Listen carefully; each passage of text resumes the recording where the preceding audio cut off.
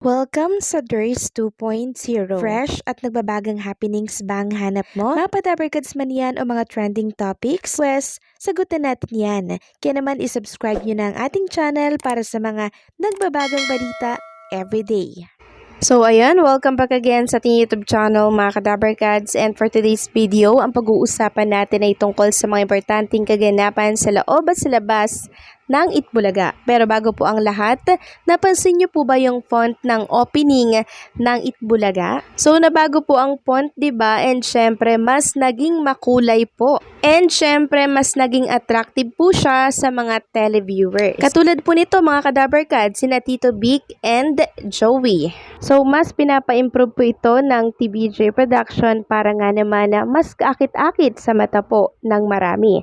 So sa therapy pa lang po mga kadabarkads, aliw na po at buhay na buhay ang lahat. Paano ba naman kasi mga kadabarkads, kanina kinantsawan po si Bossing Vic Soto na sumayaw din po siya. And dahil love na love nga po tayo ni Bossing Vic Soto, napilitan po siyang sumayaw kahit na medyo hindi siya nakakasabay. And syempre si Julia Barreto din po ay nakisayaw din kanina sa therapy. So kung inaantok yung iba dati dito sa therapy, abay kanina tawang-tawa po sila. And syempre kanina mga kadabarkads, nakasama din po natin etong si Ravin Angeles, isa po sa mga cast ng Mutya ng Section E. Isa po sa mga kasamahan ni Andres Mulak. Siya po yung sinasabi ng Itbulaga kahapon na magpapakilig sa Itbulaga. So kanina nga po nang lumabas itong si Ravin Angeles para sa isang production number, grabe po ang tilian at sigawan po ng mga Gen Z na nasa loob po ng studio ng Itbulaga. Talagang literal na niyanig po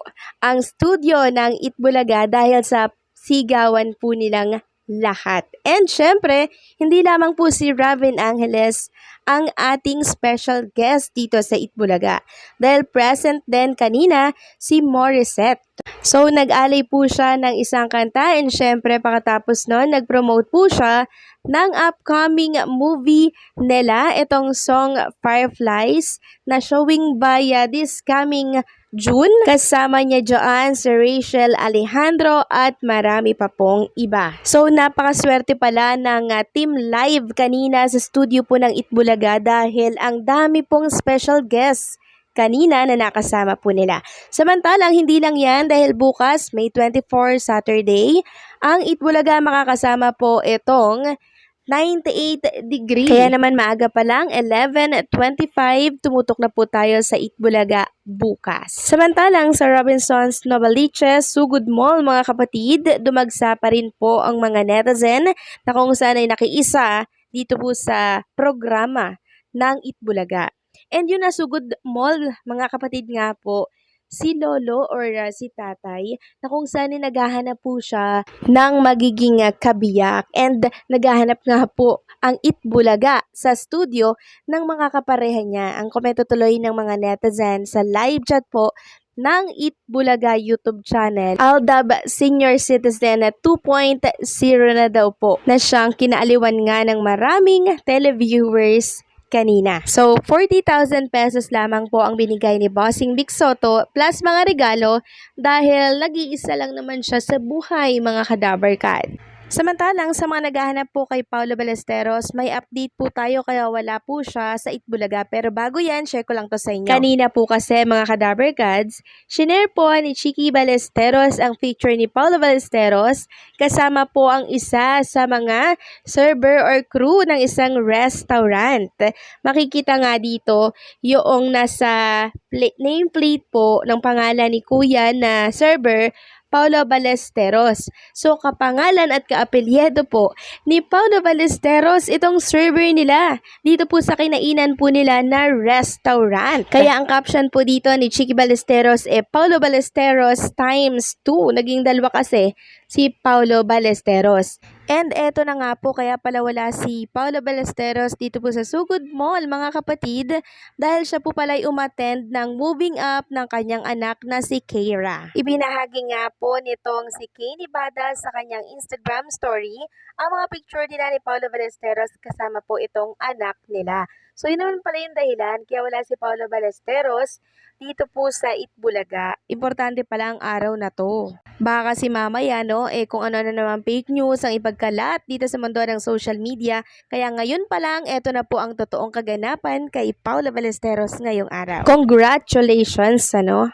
Samantalang isang Dabarkads naman po ang nagbigay ng statement tungkol po sa pinagdaanan niya na kalungkutan itong mga nakaraang taon. Sabi po dito ni Alden Richard sa panayam po sa kanya, I think last year was my lowest year. Rock bottom, it took me 6 months to get over that. That was hindi naman siya clinically diagnosed, but that was depression at the finest. That was depression. Inuna ko muna lahat ng tao bago sarili ko, but last year medyo I think that was my breaking point kasi minsan di ba tayo, we always go out of our way to help other people. Tulong, tulong, tulong, bigay, bigay, bigay ang nangyari sa akin. Paglingon ko doon sa timba ko, wala na palang natira sa akin and then that broke me to 1 million pieces. So ayan, may pinagdaanan po si Alden Richards nung nakaraang taon. So it's time nga naman po na sarili naman niya, yung atupagin niya. Huwag yung tumulong tayo ng tutulong, 'di ba? Magtira tayo ng para po sa ating sarili. Kasi parang nung nakaraan lang din po, kakamatay lang po ng kanyang lolo, 'di ba? So parang yun po yung doon po yung time na na-depress siya, 'di ba? Parang yun yung lowest year niya po. Pero finally ngayon medyo naka-recover na po itong si Alden Richards. Samantalang pag-usapan naman natin ang naging statement po nitong abogado ng Tape Incorporated. So, itong news daw ng GMA, hindi pa raw ito nakakarating sa kanila yung reklamo o yung sinampa po ng GMA dito sa Tape. Sabi po dito sa isang article, sabi ni Attorney Maggie ay called Tape about the article published at GMA News, but they did not know anything about it. I directed one of the alleged respondents in said case to go to the office of the city prosecutor of Quezon City to check on the case, but she was informed that no case was filed against them by GMA. Thus, they were surprised of said news article. Anyway, Tape has not received any copy of the complaint filed against them. They will issue a statement as soon as they receive a copy of the complaint. If indeed there is, rest assured that they will follow and respect the legal proceedings. So yan po yung naging statement ng abogado po ng Tape Incorporated. Sabi pa nga dito, isa rin sa mga sinabing na reklamo sa official statement ng GMA Network ang tinanong namin tungkol doon at sinabi nito na wala pa nga raw natatanggap na kopya na reklamo ng Kapuso Network ang Tape Inc. Pero inilabas na po sa kanilang article ang tungkol dito. So possible kaya na parang nagbabadya pa lang or tinatakot pa lang po ang Tape Incorporated para maging aligaga silang magbayad sa naturang pagkakautang sa kanila? Well, malalaman din natin yan mga ka-Dabarkads. So paano? Hanggang dito na lang ang update natin. Maraming salamat sa patuloy na pagsuporta.